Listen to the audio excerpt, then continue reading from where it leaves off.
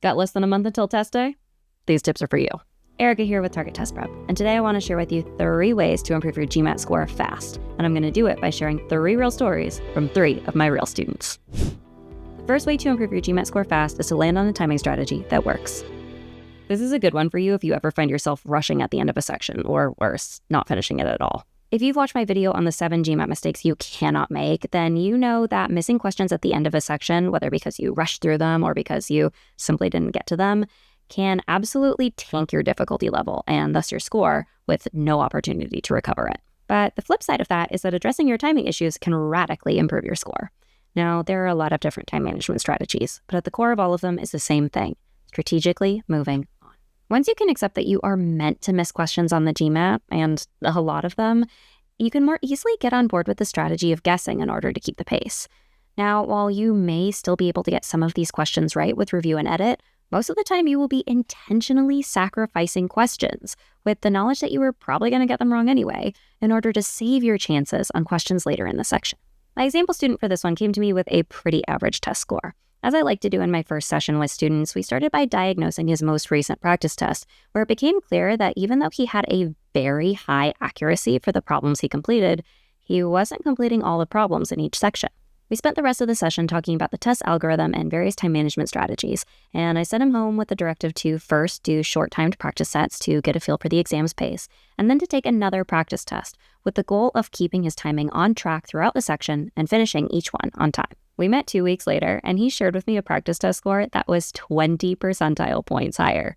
20 in 2 weeks. There is nothing else that can bump your score this dramatically, this quickly. So if timing is an issue for you, it should be priority number 1 to address.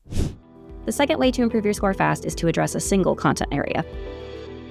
If you're just a month out from your test, there simply isn't enough time to learn and internalize everything on the test. But while you can't learn everything in a month, you can learn one thing. Now, for this to make a significant difference to your score, it can't just be any one thing. It has to be a particular area of weakness, encompassing the easiest questions you're getting wrong. Now, part of the reason for this is that the easiest concepts you're struggling with are typically the simplest to address. But more importantly, like we discussed in the 7 mistakes video, the questions you see on test day and your eventual GMAT score depends less on the hardest questions you get right and more on the easiest questions you get wrong.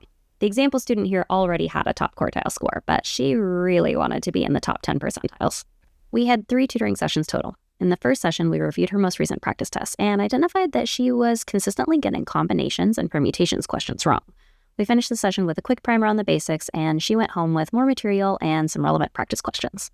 In the second session, we reviewed the problems she worked on, talked through her mistakes, and went into some of the complexities of combinatorics. I sent her home with a practice test. In the third session, she came in with a 98th percentile practice test score. She ended up with a 99th percentile score on test day. One content area can make or break your score, especially at the upper end of the score range. So while a month isn't enough time to learn everything, focusing your attention on the right one thing can yield huge results before test day. The third way to improve your score fast is to make a personalized strategy guide. I recommend this to literally all of my students, regardless of their score goals or how close they are to them. I'll jump straight into the example with this one. This example student came to me having taken their exam 5 times. And I'm not talking practice exams, the real thing. 5 times. He'd gone through multiple books of practice questions multiple times and plateaued with a below average test score. Deadlines were coming up, and he didn't have long before his next test attempt, so we really only made one change. He started an error log. For each problem, I encouraged him to carefully consider and log what went wrong, why it went wrong, and how he could identify the issue and avoid it next time. He error logged his most recent practice test and continued to error log the practice I assigned over the next couple weeks. Before test day, I had him go through all of the hows in his error log and pick out the top 10 to 20 things that came up the most, creating a perfectly personalized strategy guide that he could review in the run-up to his exam.